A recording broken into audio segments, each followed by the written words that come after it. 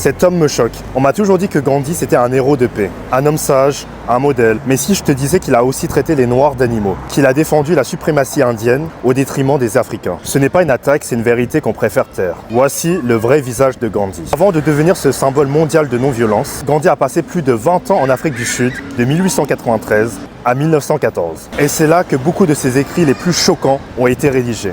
Il appelait les Noirs les kafirs, un terme raciste et déshumanisant, comparable au mot haine pour les Afro-Américains. Il écrivait « Les kafirs sont généralement malpropres, bruyants et quasi sauvages. » Il exigeait que les Indiens ne soient pas emprisonnés et mélangés avec les Noirs. Il plaidait pour qu'ils soient reconnus comme des citoyens un peu plus civilisés. Pour lui, les Indiens devaient être vus comme supérieurs aux Africains.